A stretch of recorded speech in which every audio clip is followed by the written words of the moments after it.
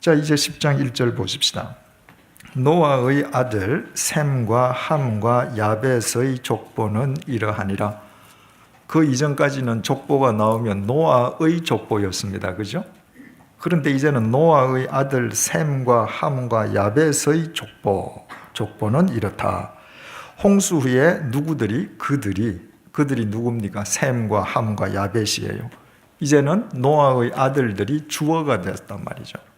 그래서 그들이 아들들을 낳았다. 한나라당하고 신당하고 협상하면서 여성부는 남았습니다. 또 여성부에서 보면 왜 아들만 낳았냐 이의를 제기할 것 같아요. 그런데 히브리 말 뺀이라고 하는 것은 아들이고 손자를 의미하기도 하지만 후손, 자손이라는 뜻도 돼요.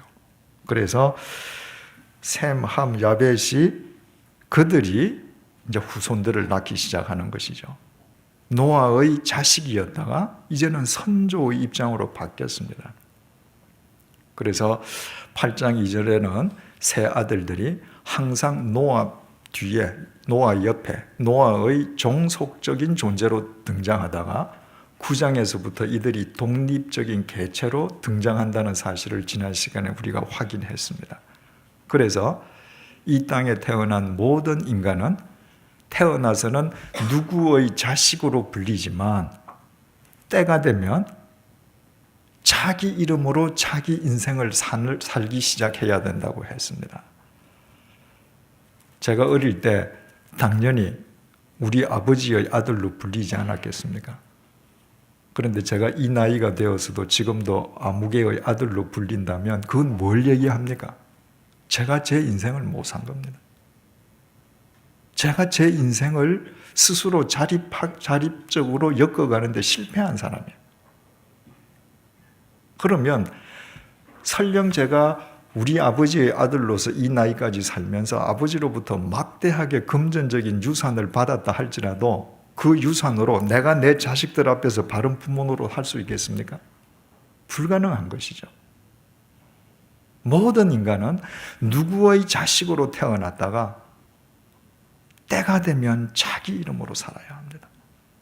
그래서 지난 시간에 말씀드렸듯이 정말 좋은 부모는 그 때가 될 때까지 자식을 자립인간으로 키워서 그 자식이 자기 이름으로 살 수 있도록 놔줘야 해요. 세워줘야 해요. 그리고 세월이 흘러가면 그때부터는 누구의 아버지, 누구의 어머니로 불리는 기쁨 속에서 살아가야 되는 것이죠.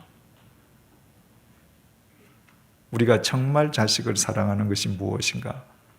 지난 시간에 상세하게 말씀드렸으니까 다시 재론하지 않겠습니다. 2절, 야벳의 아들은 고멜과 마곡과 마대와 야완과 두발과 메섹과 디라스요. 그래서 2절부터 5절까지는 노아의 세 아들 셈, 함, 야벳 중에 제일 막내 아들인 야벳의 이제 족보가 제일 먼저 나와요. 이 야벳은 주로 그 유럽 대륙을 중심으로 한 요즘 말로 이야기하면 백인들의 선조가 되었다고 했습니다. 그래서 이 야벳이 그 받은 복이 뭐죠? 창대하게 된다. 창대하게 된다. 여기에 있는 이 이름에서 여기에 나와 있는 이 사람들이 주로 중동 지방으로부터 시작해서 그리스 로마 제국으로 해서 로마로 해서 유럽으로 이제 퍼져나가는 인종이 되는데요. 크게 세계적으로 5개의 대륙이 있지 않습니까? 5대주 그러죠, 그죠? 그 유럽, 아프리카, 아시아, 아메리카, 오세아니아. 오세아니아는 사실은 섬이지만 워낙 크니까 그냥 대륙으로 보는 거죠. 그런데 그 5개 대륙 가운데에 유럽의 땅덩어리가 제일 작습니다. 아시아의 4분의 1밖에 안 돼요. 그리고 이 창세기가 기록될 때 만약에 모세가 창세기를 썼다면 3400년 전에 쓰여졌는데 그때는 유럽은 별 존재하지도 않았단 말입니다. 그런데도 인간의 역사상 그 좁은 땅덩어리의 유럽 백인들이 얼마나 창대했었는지는, 그리고 그 출신들이 오늘날까지도 전 세계적으로 얼마나 창대한지는 이미 역사적으로 입증되었고 또 우리가 보고 있습니다. 그러니까 하나님의 말씀은 참 변개함이 없죠. 그대로 이루어지는 거죠. 또 여기에 5절 보면 이들로부터 여러 나라 백성으로 나뉘어서 각기 언어와 종족과 나라대로 바닷가의 땅에 머물렀다. 이들이 바닷가의 땅에 머물렀다는 거예요. 그런데 유럽을 주름 잡고 세계를 주름 잡았던 그리스 제국, 로마 제국, 스페인 제국, 영국 제국, 네덜란드 전부 바닷가죠. 그죠? 그들이 가서 자기 영토로 만들었던 오스트레일리아, 뉴질랜드, 남아메리카, 북아메리카 전부 바닷가입니다. 그것도 이 말대로 됐어요. 또 야벳은 셈, 함, 야벳 중에 제일 막내잖아요. 그죠? 여러분들 자녀들을 많이 키워보신 분은 아시겠습니다만은 그 막내들은 기질상 귀엽게 행동하잖아요. 그죠? 똑같은 짓을 해도 막내들은 귀엽습니다.